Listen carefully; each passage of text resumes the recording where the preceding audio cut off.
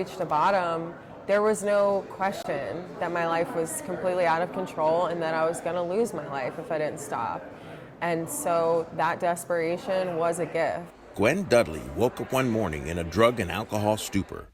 Her father had recently died of cancer. Her partner suffered a fatal overdose, and she'd been struggling for years to get sober. That very moment, she made the decision to reclaim her life. The gift of desperation is being brought to your knees in pain and in addiction to the point of needing help. At the age of 17, Chad Ritchie nearly lost his life. What month is it? Driving drunk, he caused a near-fatal car crash. I was in shock trauma for about 3 weeks.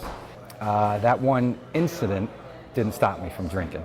I just kept going, and it got worse. So you had to recognize you were powerless over this. The war was over. It won, I lost. I know when I drank, I could not stop, and I tried to control it, and it controlled me.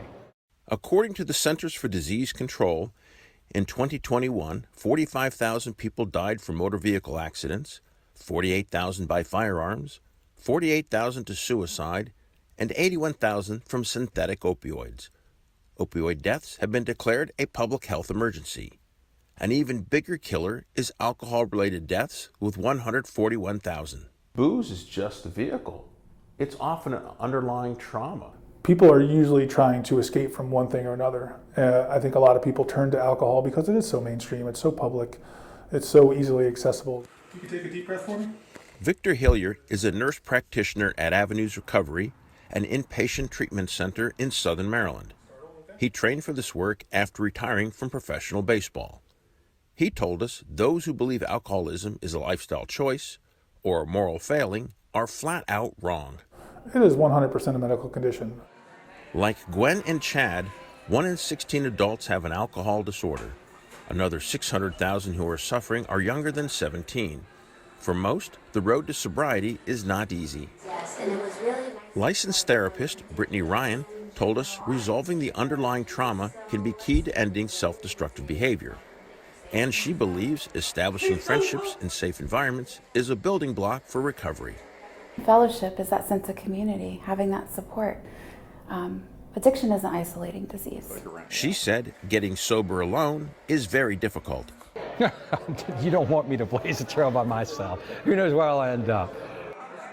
Gwen and Chad found that sense of community at Club 164, a vision of restaurateur Brock Anderson.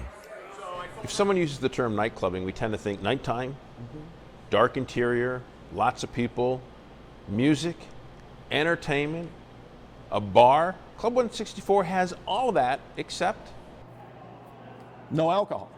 No alcohol. We built this club to just change the narrative. A narrative that's delivering results. The environment is just miraculously accelerating the rate at which people are getting sober. Open early morning until late, Club 164 has food and beverage, a game room, flat panel TVs, free childcare, entertainment, a bookstore, and big events on those days that most tempt people to drink. This coming in here is fun. The Super Bowl, we had hundreds of people here. We Thanksgiving dinner, my parents came here, my daughter came here. Christmas time, we have a big spread. The club's impact on Chad, who's been sober for 27 years, is profound. And I guess from a personal aspect, I've never been more happier in my life. On one of our visits, we watched dozens of people file in and out of some of the nearly 6 12-step meetings held daily, each with a goal to remain clean and sober. Tell me about Club 164. I have chills. It was the new experience that I needed to be successful in sobriety. How does Brock, who's been sober for 3 decades, measure this nonprofit club's success just 18 months after opening? We have 20 people celebrating their first year of sobriety in the 2 months of February and March. I can tell you that is unheard of. That is staggering. Brock told us he's only just starting. He'd like to see venues nationwide, and he hopes that one day clubs like this will change the narrative on sobriety, make sobriety fun. fun, and part of every community. It's very special here.